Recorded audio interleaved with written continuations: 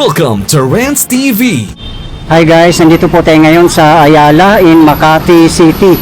Please samahan niyo po akong mag-update dito sa Phase 1, EDSA Rehabilitation and Repairs. Ito po yung update natin today, May 21, 2026. Ayan po ang intersection ng EDSA and Ayala. Ito po yung kahabaan ng Ayala Avenue.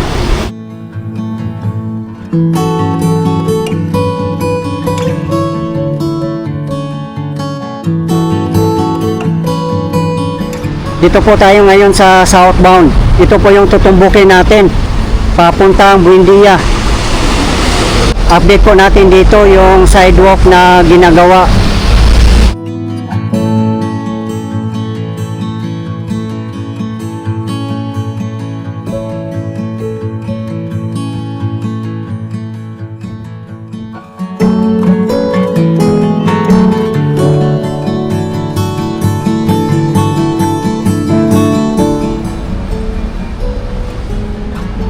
May ongoing repair din ang Ayala Bridge.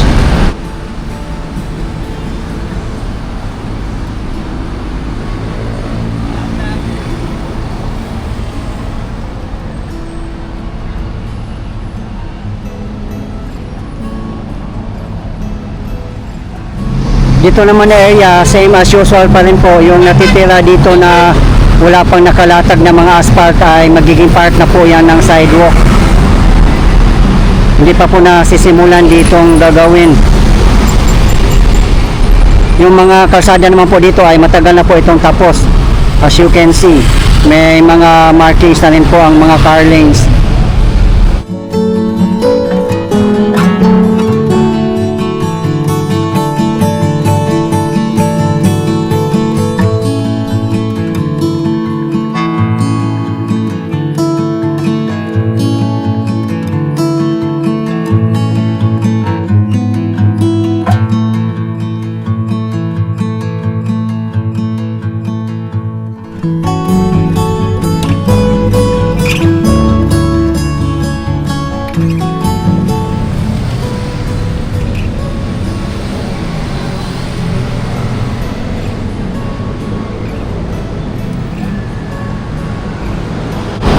Hanggang dito po ang magiging sidewalk. Ayan o, may mga markings na po.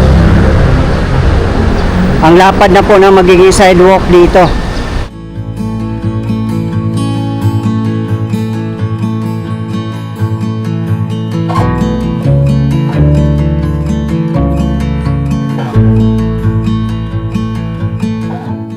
Ayan po ang existing sidewalk. Less than 1 meter lang po yan, kaya ang hirap po maglakad dati. Ayan o, tapos meron pang mga poste.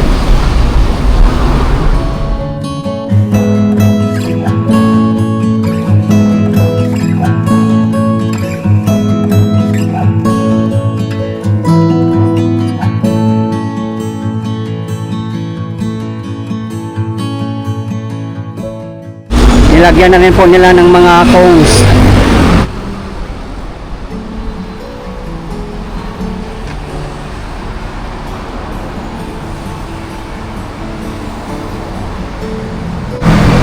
Ginagamit po nila itong fire lanes para sa paggawa ng gutter.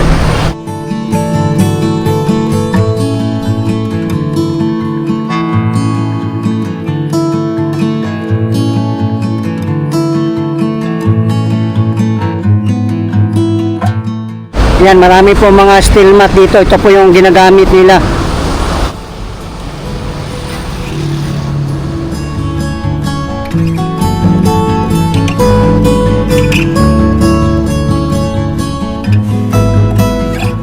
One month ago, nandito po tayo.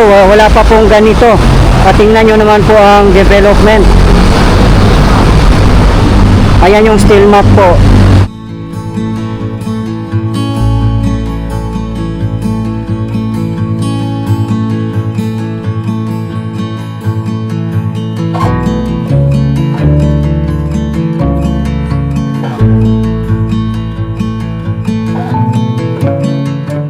Nasa 4 to 5 meters din po ang lapad nitong sidewalk. Kasi kasama na po dito ang bike lane.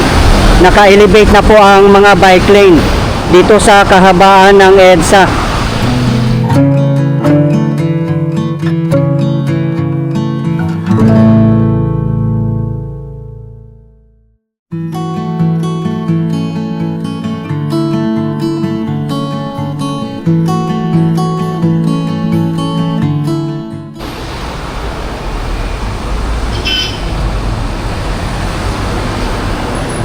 Bagong buhos pa lang po ito, hindi pa po siya tuyo. Ayan, ito yung para sa drainage system. Kaya walang issue po dito guys sa baha. Kasi yung likod ng pader na to ay malaking creek.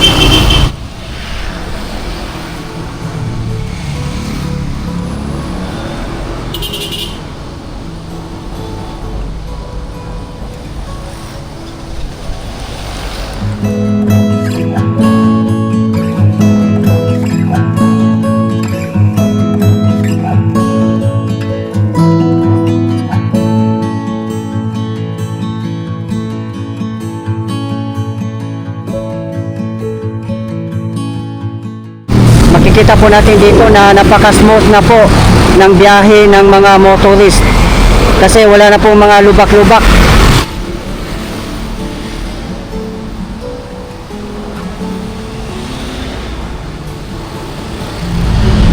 Ang phase 1 po ay nagsimula sa Rojas Boulevard in Pasay City up to Orense in Guadalupe, Makati City. At ang kulang na lang po nila ay mga sidewalk na lang po ang ginagawa nila.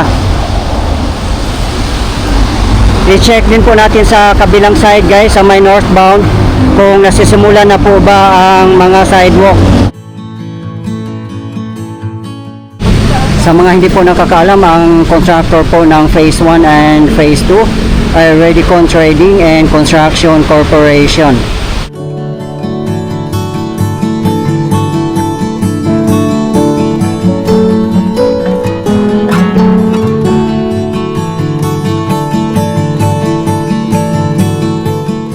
Lalatagan pa po nila ito ng mga pavers later on.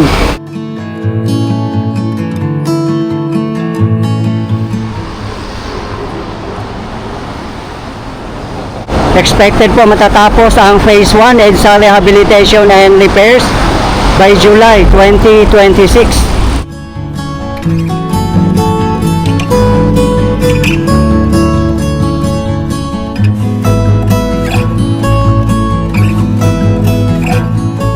Ang Phase 2 ay magsisimula po sa Guadalupe hanggang Cubao in Quezon City.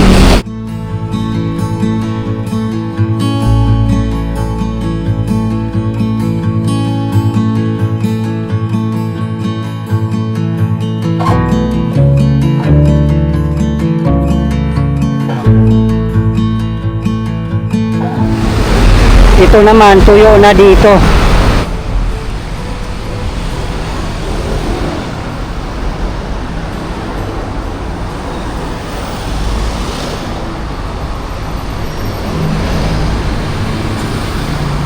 Meron pa rin po mga obstructions dito, mga poste ng ilaw, mga puno, mga poste ng Meralco, at iba pa. Hindi po kasi kasama sa EDSA Rehabilitation and Repairs ang underground cabling. Pero di bali guys, malawak na rin naman po ang sidewalk.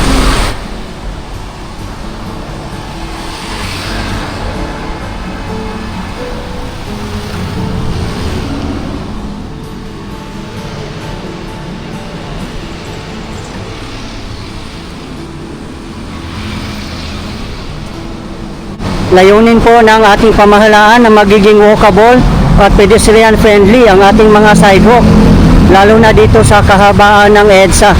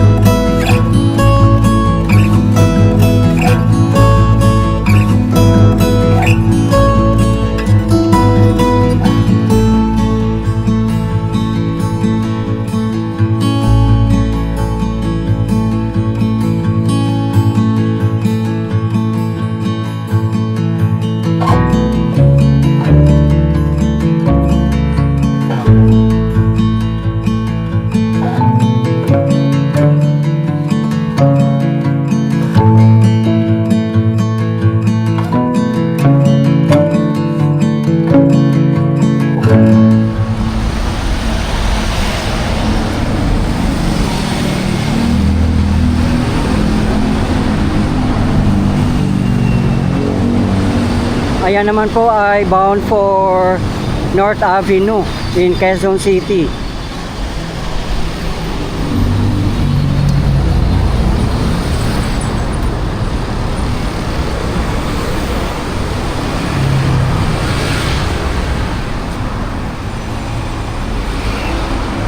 Pero kung magkakaroon na po dito ng underground cabling, mas maganda po, mas malawak kasi wala pong mga obstruction. Pero abangan na lang po natin guys kung anong gagawin po dito sa mga poste ng mga ilaw.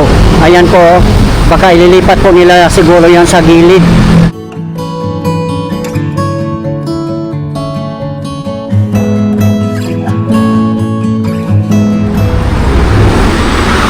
Kudos po sa national government, Bagong Pilipinas, DPWH, DOTR, MMDA, at sa lahat ng bumubuo ng EDSA Rehabilitation and Repairs.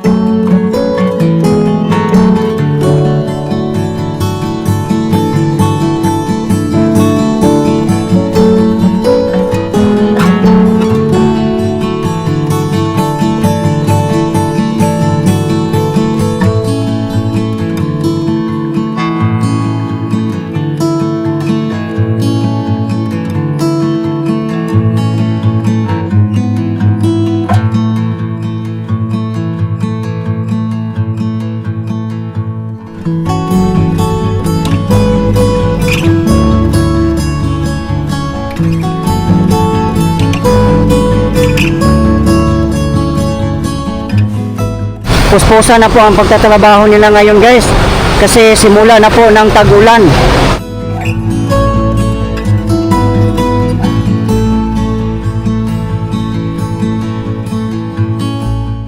Sa mga gusto po mapapanood ang aking update sa Marikina River Flood Control Project ay nasa aking previous video lang po.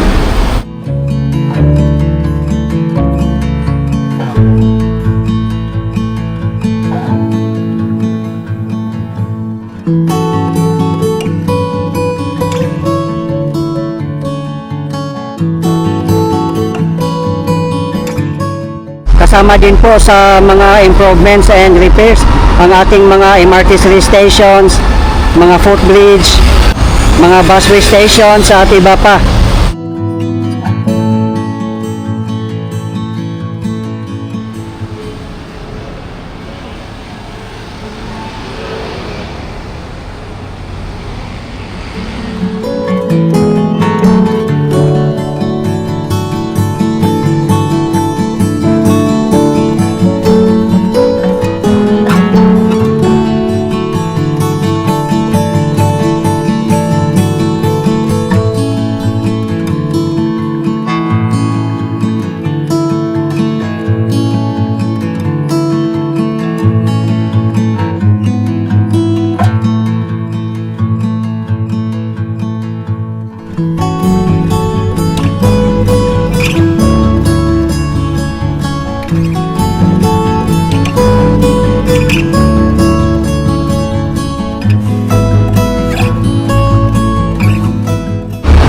Ayan po ang Buendia MRT3 Station.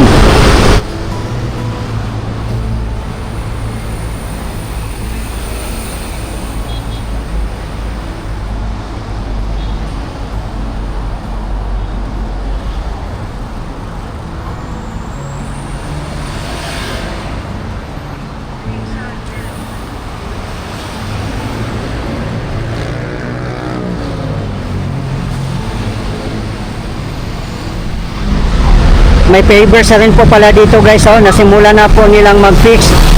2 linya na po ang nagawa nila.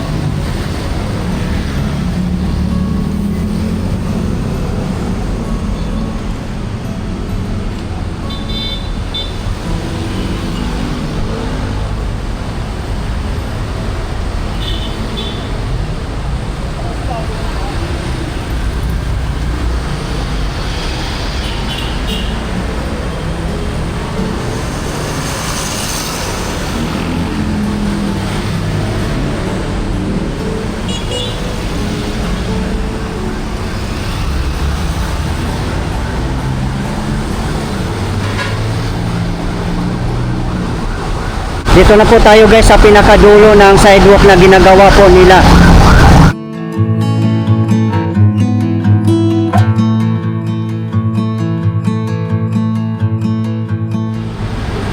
Pupunta din po tayo sa kabilang side sa may northbound.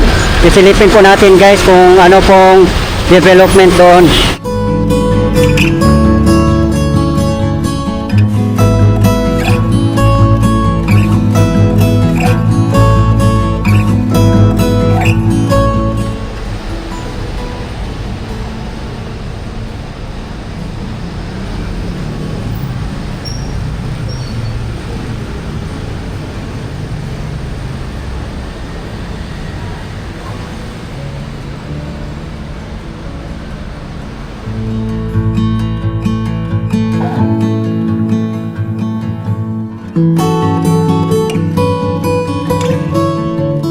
Dito na po tayo sa northbound.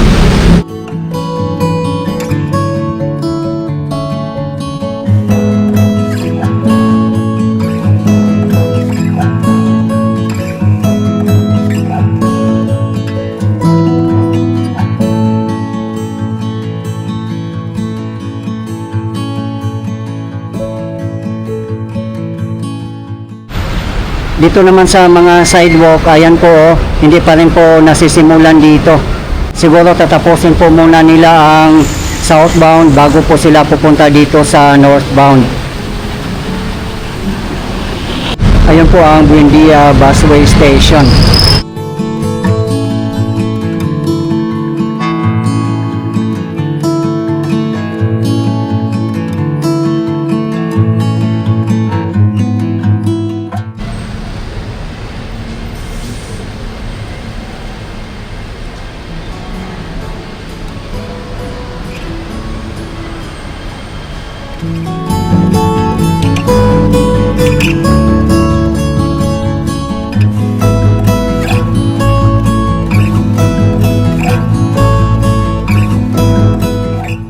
Okay guys, ito po yung latest update natin ngayon dito sa Phase 1 EDSA Rehabilitation and Repairs from Ayala, Makati up to Buendia.